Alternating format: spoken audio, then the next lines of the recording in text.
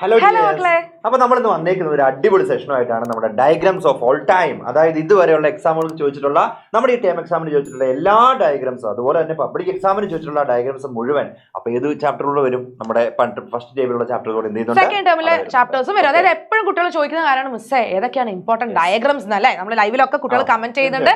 കാരണം എന്താ, ഡയഗ്രാംസ് ഇല്ലാത്ത ബയോളജി, അത് ബോട്ടണിയോ സുവോളജി ആവട്ടെ, ചിന്തിക്കാൻ പറ്റില്ല. 1 മാർക്കിൽ ഡയഗ്രാം വരൂല എന്നുള്ളതാണ്. എപ്പോഴും വരിക ഒന്നെങ്കിൽ 2 മാർക്ക് അല്ലെങ്കിൽ 3 മാർക്കിന് വരെ ചോദിക്കും. സബ് ക്വസ്റ്റൻസ് ഒക്കെ വെച്ചിട്ട് 3 മാർക്കിന് വരെ ചോദിക്കും. അപ്പൊ ആദ്യം നമുക്ക് ബോട്ടണിയിലെ ഇമ്പോർട്ടന്റ് ഡയഗ്രാംസ് നമുക്ക് നോക്കാം അല്ലെ. അപ്പൊ മക്കൾ നിങ്ങൾ ഒരു കാര്യം കൂടി മനസ്സിലാക്കണം. സോറി കേട്ടോ സർ, എന്താ സംഭവം എന്ന് വെച്ചാൽ ഫസ്റ്റ് ടേമും സെക്കൻഡ് ടേമും ഉൾപ്പെടുത്തിയിട്ടാണ് നമ്മൾ ഡയഗ്രാംസ് കൊണ്ടുവന്നിരിക്കുന്നത്. കാരണം രണ്ടിൽ നിന്നും ചോദ്യങ്ങൾ വരും.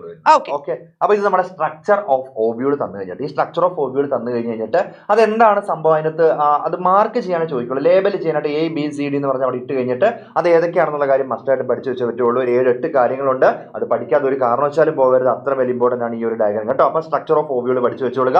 അടുത്ത ഒരു ഡയഗ്രാം എന്ന് പറയുകയാണെന്നുണ്ടെങ്കിൽ നമ്മുടെ മെച്യൂർ എംബ്രിയോസാക്കിന്റെ സ്ട്രക്ചർ. എംബ്രിയോസാക്കിന്റെ സ്ട്രക്ചർ എന്ന് കഴിഞ്ഞിട്ട് ആ എംബ്രിയോസാക്കിന്റെ സ്ട്രക്ചറിനകത്ത് ആരൊക്കെ ഉണ്ട് എന്നുള്ള കാര്യം പറയാനായിട്ട് വരും. അതുപോലെ തന്നെ അതിന്റെ പ്ലോയിഡ് ഇമിസൈൽ.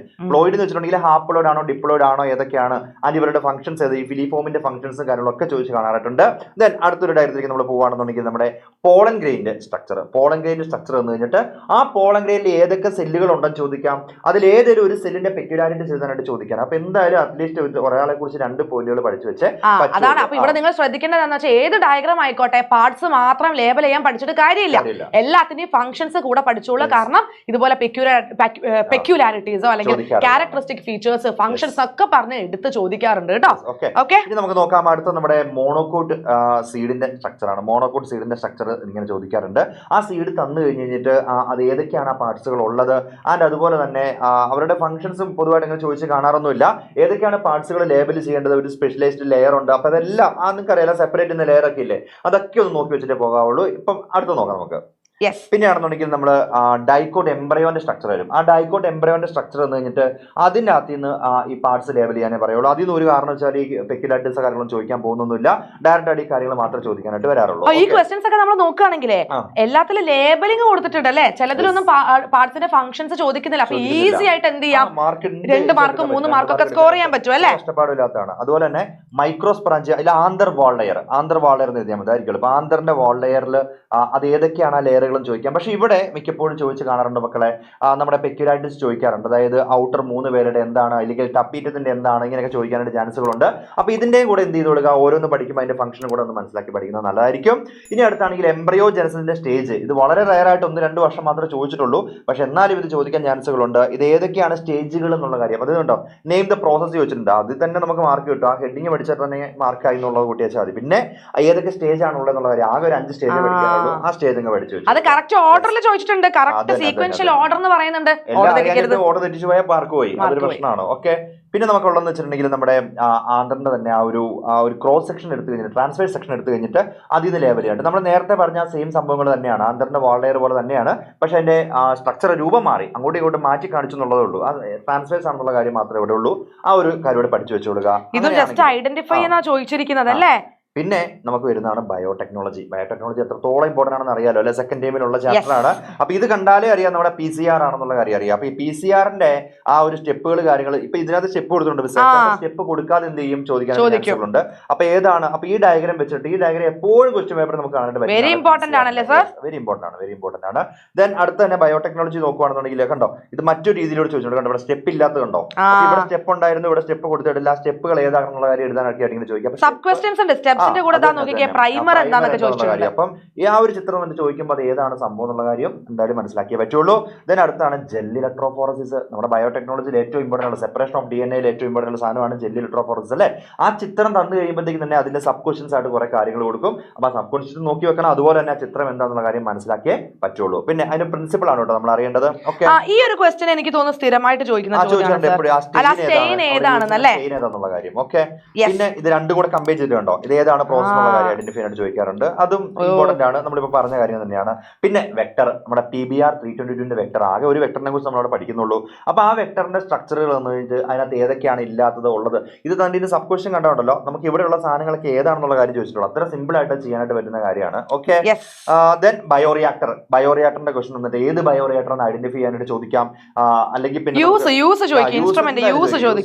അങ്ങനെ ചോദിക്കാറുണ്ട്. പിന്നെ പാർട്സ് ലെവൽ ചെയ്യാൻ ഒരു പ്രാവശ്യം ചോദിച്ചിട്ടുണ്ട്. അതപ്പോ ഒന്ന് നോക്കി വെച്ചിട്ടേ പോകാവുള്ളൂ. ദെൻ പിന്നെ നമ്മൾ നോക്കുകയാണെന്നുണ്ടെങ്കിൽ നമ്മുടെ ബയോടെക്നോളജിയിലെ ആപ്ലിക്കേഷനിലാണെങ്കിൽ വളരെ ചിത്രങ്ങൾ കുറവുള്ള ഒരു ചാപ്റ്റർ ആണ്. 1-2 ചിത്രം മാത്രമേ അവിടെ ഉള്ളൂ. അതിനകത്ത് ഈ ഇൻസുലിന്റെ സ്ട്രക്ചർ ഉണ്ടല്ലോ, ഈ ഇൻസുലിന്റെ സ്ട്രക്ചർ അവിടെ എന്തായാലും ചോദിച്ചു കാണാറുള്ളതാണ് മക്കളെ, അതും കൂടി ഒന്ന് പഠിച്ചു വെച്ചുകൊള്ളുക. പിന്നെ ഓർഗാനിസം ആൻഡ് പോപ്പുലേഷൻ കഴിയുമ്പോൾ ആ പിരമിഡുകളാണ് അവിടെ ഏറ്റവും കൂടുതൽ. ആ പിരമിഡുകൾ വന്നിട്ട് ഏത് പിരമിഡാണെന്നുള്ള കാര്യം നമുക്ക് ഐഡന്റിഫൈ. പിന്നെയാണെന്നുണ്ടെങ്കിൽ ഇത് എല്ലാ വർഷവും ക്വസ്റ്റ്യൻ പേപ്പറിൽ ഈ പോപ്പുലേഷൻ ഗ്രോത്തിൽ ഇതൊന്ന് ഫില്ല് ചെയ്യാൻ മാത്രമേ ഉള്ളൂ. നേറ്റാലിറ്റി, മോർട്ടാലിറ്റി അല്ലേ, അങ്ങനത്തെ സംഭവങ്ങളല്ലേ ഇത്. ഓക്കെ, പിന്നെ അടുത്താണ് ആ ഒരു ഗ്രാഫ്. ആ ഗ്രാഫ് ഏത് ഗ്രാഫ് ആണെന്നുള്ള കാര്യം ഐഡന്റിഫൈ ചെയ്യണം. അതിൽ തന്നെ നോക്കിക്കതാ 6K അല്ലെ, ഇതൊക്കെ എന്താണെന്ന് എടുത്ത് ചോദിച്ചിട്ടുണ്ട്. അത് ആ ഇക്വേഷൻ ഡിറൈവ് ചെയ്യുന്നവർക്ക് മാത്രമേ അത് മനസ്സിലാവുള്ളൂ. ആ ഇക്വേഷൻ കൂടെ നിങ്ങൾ എന്തായാലും നോക്കിയേ പറ്റുള്ളൂ. ഓക്കെ, ദെൻ നമുക്ക് നോക്കാം. അത് നേരത്തെ വീണ്ടും പിരമിഡ്സ് തന്നെയാണ് വന്നിരിക്കുന്നത് അല്ലേ. നമ്മുടെ സുവോളജിയിലേക്ക് നോക്കാം പോലെ. ഓക്കെ, അപ്പൊ സുവോളജിയിൽ നമ്മൾ ആദ്യം തന്നെ ഹ്യൂമൻ റീപ്രൊഡക്ഷൻ എന്ന് പറയുന്ന ചാപ്റ്ററിൽ ഏറ്റവും ഇമ്പോർട്ടന്റ് ആണ് മെയിൽ റീപ്രൊഡക്റ്റീവ് സിസ്റ്റം. ഇത് പഠിക്കുമ്പോൾ നേരത്തെ നമ്മൾ പറഞ്ഞ പോലെ തന്നെയാണ് നിങ്ങൾ എന്താ ചെയ്യേണ്ടത്, കളർ ഓക്കെ, എന്താണ് നിങ്ങൾ ചെയ്യേണ്ടത്, ഓരോ ഭാഗങ്ങളും അടയാളപ്പെടുത്താനായിട്ട് ലേബൽ ചെയ്യാനായിട്ട് പഠിച്ചോളുക. അത് മാത്രം പഠിച്ചിട്ട് കാര്യമില്ല, ഓരോ പാർട്സിന്റെയും എന്ത് പഠിക്കണം, ഫംഗ്ഷൻസ് ഉറപ്പായും പഠിക്കണം. ഇവിടെ ഒരു ഫ്ലോ ചാർട്ട് കൂടി പഠിച്ചു വെച്ചോളുക കേട്ടോ. ഓക്കെ, യെസ്, അതായത് സ്പെർമിന്റെ ട്രാൻസ്പോർട്ടിന്റെ ഫ്ലോ ചാർട്ട്. ഇത് മെയിൽ പഠിക്കുമ്പോൾ എന്തായാലും ഫീമെയിൽ പഠിക്കണം. ഫീമെയിൽ റീപ്രൊഡക്റ്റീവ് സിസ്റ്റത്തിന്റെ പാർട്സും ഫംഗ്ഷൻസും പഠിച്ചു വെച്ചോളാം. ഇല്ല, ഇതൊക്കെ അറിയാം. സിമ്പിൾ ആണ്. പിന്നെ സ്പെർമിന്റെ സ്ട്രക്ചർ പഠിക്കണം. സ്പെർമിന്റെ സ്ട്രക്ചറിൽ തന്നെ ഓരോ ഭാഗങ്ങളുടെയും ഫംഗ്ഷൻസ് പഠിക്കണം. പ്രത്യേകിച്ച് ആക്രോസോം ഒക്കെ റിപ്പീറ്റഡ് ആയിട്ട് വരുന്ന ചോദ്യമാണ്. അപ്പൊ സ്പെർം വരയ്ക്കാനൊന്നുമില്ല, ജസ്റ്റ് ലേബൽ ചെയ്യുക, ഫംഗ്ഷൻസ് എഴുതുക അല്ലെ, അത്രേ ഉള്ളൂ. അപ്പൊ ഈ കൊടുത്തിരിക്കുന്നത് ബ്ലാസ്റ്റോസിസ്റ്റ് ആണ്. ഇത് 2 മാർക്കിന് ചോദിക്കുന്ന ചോദ്യമാണ് കേട്ടോ. ഈ അടുത്ത വർഷങ്ങളിലായിട്ടാണ് കൂടുതൽ നമുക്ക് ഈ ഒരു ചോദ്യം ചോദിച്ചു കാണാറുള്ളത്. അപ്പം ബ്ലാസ്റ്റോസിസ്റ്റിന്റെ സ്ട്രക്ചറിൽ നമുക്ക് 2 പാർട്സേ പഠിക്കാനുള്ളൂ. അതിന്റെ ഫംഗ്ഷൻസും നമ്മൾ കൃത്യമായിട്ട് പഠിച്ചു വെച്ചോളുക. ഓക്കെ, യെസ്, ഇത് നമ്മുടെ മെൻസ്ട്രുവൽ സൈക്കിളിന്റെ ഫേസസ് ഒരു ഗ്രാഫ് നല്ല കൃത്യമായിട്ട് ടെക്സ്റ്റ് ബുക്കിൽ കൊടുത്തിട്ടുണ്ട് അല്ലെ. അതില് ഒവേറിയൻ ഹോർമോൺസിന്റെയും പിറ്റ്യൂട്ടറി ഹോർമോൺസിന്റെയും കൃത്യമായിട്ട് ആ ഗ്രാഫ് എങ്ങനെ വരുന്നു എന്നുള്ളത് പഠിച്ചു വെച്ചോളാം. വെരി ഇമ്പോർട്ടന്റ് ആണ്. ഓക്കെ, റീപ്രൊഡക്റ്റീവ് ഹെൽത്തിൽ നിന്നുള്ള സ്ഥിരമായിട്ടുള്ള ചോദ്യമാണ്. ഇവിടെ നിങ്ങൾ നോക്കിക്കേ, ഇത് രണ്ടും എന്താണ്, വാസക്ടമിയും ട്യൂബക്ടമിയും ആണ് കൊടുത്തിരിക്കുന്നത് അല്ലെ. അപ്പം സ്റ്റെറിലൈസേഷൻ മെത്തേഡിലാണ് നമ്മളിത് പഠിക്കുന്നത്. അപ്പൊ ഇവിടെ ചോദിക്കുന്ന ഒരു ചോദ്യം എന്ന് പറഞ്ഞാൽ ഇത് ആക്ച്വലി ഒരു ടെർമിനൽ മെത്തേഡ് ആയിട്ടാണ് നമ്മൾ പറയാം അല്ലെ, ഒരു പെർമനന്റ് മെത്തേഡ് ആയിട്ടാണ് നമ്മൾ പറയാം. എന്തുകൊണ്ടാണെന്നുള്ള ചോദ്യമൊക്കെ ചോദിച്ചു കാണാറുണ്ട്. പിന്നെ എന്താണ് വാസക്ടമി, എന്താണ് ട്യൂബക്ടമി എന്നുള്ളതും ചോദിച്ചു കാണാറുണ്ട് കേട്ടോ. അത്രേ ഉള്ളൂ. ഒന്നില് വാസ്റ്റ് ഡിഫറൻസ് ആണ് അല്ലെ, മെയിലില്, മറ്റേത് ഫെലോപ്പിയൻ ട്യൂബ് ആണ്. അത്രേ ഉള്ളൂ. ഓക്കെ, പെഡിഗ്രി അനാലിസിസിൽ കുറെ സിമ്പിൾസ് പഠിക്കാനുണ്ട്. അപ്പൊ ആദ്യം നിങ്ങൾ എന്താ പെഡിഗ്രി അനാലിസിസ് എന്ന് പഠിക്കുക. ടെക്സ്റ്റ് ബുക്കിൽ കൊടുത്തിരിക്കുന്ന സിമ്പിൾസ് എല്ലാം പഠിക്കണം. മാറി മാറി മാറി ചോദിക്കാറുണ്ട്. 3 മാർക്കിനൊക്കെ ചോദിക്കും. ഇത്രയും ചെറിയ കാര്യമല്ല, വലിയ കാര്യമാണ് അല്ലെ. എന്നാലും സിമ്പിൾ ക്വസ്റ്റ്യൻ ആണ്. സാർ പറഞ്ഞ പോലെ ചെറിയൊരു കാര്യം തന്നെയാണ്. ഈസി ആയിട്ട് മാർക്ക് സ്കോർ ചെയ്യാൻ പറ്റും ഈ സിമ്പിൾസ് മാത്രം പഠിച്ചിട്ടുണ്ടെങ്കിൽ കേട്ടോ. Okay, yes. ഇനി ഇങ്ങനെയുള്ള ചില ചിത്രങ്ങളൊക്കെ ടെക്സ്റ്റ് ബുക്കിൽ നമ്മൾ പഠിക്കുമ്പോൾ അധികം വിട്ടുപോവാറുണ്ട് അല്ലെ. ടോപ്പിക് മാത്രം പഠിക്കും, ചിത്രം വിട്ടുപോകും. പക്ഷെ അങ്ങനെയല്ല, ഇങ്ങനെ ഡയഗ്രാം ബേസ് ചെയ്തിട്ട് ക്വസ്റ്റ്യൻ ചോദിക്കും. ഇപ്പൊ സിക്കിൾ സെൽ അനീമിയയുടെ ആണ് ഈ തന്നിരിക്കുന്നത് കേട്ടോ. ഏതാണ് ജനറ്റിക് ഡിസോർഡർ എന്ന് ചോദിക്കും. എന്താണ് സിക്കിൾ സെൽ അനീമിയയുടെ റീസൺ എന്ന് ചോദിക്കും. എങ്ങനെ രോഗം വരുന്നു, രോഗം വന്നു കഴിഞ്ഞാൽ എഫക്ട് എന്ത് ഉണ്ടാക്കും നമ്മളെ ബോഡിയിൽ, ഇങ്ങനെയും ചോദിക്കാറുണ്ട്. ഓക്കെ, യെസ്, ഇത് വളരെ ഇമ്പോർട്ടന്റ് ആണ്. ക്രോമസോമൽ ഡിസോർഡേഴ്സിൽ കറക്റ്റ് ആയിട്ട് ടെക്സ്റ്റ് ബുക്കിൽ 3 കൊടുത്തിട്ടുണ്ട്. ഡൗൺ സിൻഡ്രോം അതും ചിത്രം തന്ന് ചോദിക്കാറുണ്ട്. ക്ലൈൻഫെൽറ്റേഴ്സും ടേണേഴ്സും ഒക്കെ ചിത്രം തന്ന് ചോദിക്കാറുണ്ട്. കാരിയോ ടൈപ്പ് പഠിച്ചു വെക്കണം. ക്യാരക്ടറിസ്റ്റിക് ഫീച്ചേഴ്സും പഠിച്ചു വെക്കണം. Very important. അത് വളരെ ഇമ്പോർട്ടന്റ് ആണ്. റിപ്പീറ്റഡ് ക്വസ്റ്റ്യൻ ആണ്. ഇത് നമ്മുടെ ന്യൂക്ലിയോസോമിന്റെ സ്ട്രക്ചർ ആണ്. അപ്പൊ ഇതിൽ നിങ്ങൾ എന്താണ്, ഇപ്പം ഹിസ്റ്റോൺ കോറിൽ ഏതൊക്കെയാണ് ഹിസ്റ്റോൺ മോളിക്യൂൾസ്, പിന്നെ എന്താണ് H1 ഹിസ്റ്റോൺ, പിന്നെ ഈ റാപ്പ് ചെയ്തിരിക്കുന്നത് DNA. സത്യം പറഞ്ഞാൽ ഫിഗർ തന്നിട്ട് ഐഡന്റിഫൈ ചെയ്യാൻ ചോദിക്കും. ഉള്ളിലുള്ള ആ മോളിക്യൂൾസ് ഏതൊക്കെയാണെന്ന് ചോദിക്കും. അത്രേ പഠിക്കേണ്ടു കേട്ടോ. ഓക്കെ, ഇത് ട്രാൻസ്ക്രിപ്ഷൻ യൂണിറ്റ് ആണ് തന്നിരിക്കുന്നത്. ഇതിൽ ഇതേപോലെ തന്നെ കണ്ടോ, എയും ബിയും അവർ കൊടുത്തിട്ടില്ല. അപ്പൊ മിസ്സിംഗ് പാർട്സ് ഏതൊക്കെയാണെന്ന് ചോദിക്കും. ഓക്കെ, അതേപോലെ തന്നെ ചിലപ്പം ടെംപ്ലേറ്റ് സ്ട്രാൻഡ് ഇപ്പൊ തന്നിട്ട് കണ്ടില്ലേ നിങ്ങൾ, അതിന്റെ റോൾ എന്താന്ന് ചോദിച്ചു. അപ്പൊ പ്രൊമോട്ടറിന്റെ ഫംഗ്ഷൻ എന്താ അങ്ങനെയൊക്കെ ആയിരിക്കും, അല്ലെങ്കിൽ ടെർമിനേറ്ററിന്റെ ഫംഗ്ഷൻ എന്താ അങ്ങനെയൊക്കെ ആയിരിക്കും ചോദ്യം വരിക. അപ്പൊ ഇത് കംപ്ലീറ്റ് ആയിട്ട് പഠിച്ചു വെച്ചോളാം കേട്ടോ. ഓക്കെ, ആൻഡ് ഇത് നമ്മുടെ റെപ്ലിക്കേഷൻ ഫോർക്കാണ് കൊടുത്തിരിക്കുന്നത്. അപ്പൊ ഇതിലും കണ്ടിന്യൂസ് സ്ട്രാൻഡും ഡിസ്കണ്ടിന്യൂസ് സ്ട്രാൻഡും പഠിക്കാനുണ്ട്. ഓക്കെ, ഇതിൽ എൻസൈംസ് ഏതൊക്കെയാണെന്ന് ചോദിക്കും. ആദ്യം തന്നെ ഫിഗർ ഐഡന്റിഫൈ ചെയ്യാൻ, പിന്നെ ഇതിലുള്ള എൻസൈംസ് ഏതൊക്കെയാണ്, സ്ട്രാൻഡുകളുടെ പ്രത്യേകത എന്തൊക്കെയാണെന്നാണ് ചോദിക്കാറുള്ളത്. പെക്യുലാരിറ്റീസ് അല്ലെ, വ്യത്യാസം എന്താണെന്നൊക്കെ ചോദിക്കാറുണ്ട്. ഓക്കെ, യെസ്, ഇത് നമ്മുടെ ലാക്കോപ്രോണ. ഇത് പഠിക്കുമ്പോൾ ഞാൻ എടുത്തു പറയാം, വരയ്ക്കാൻ പറയും.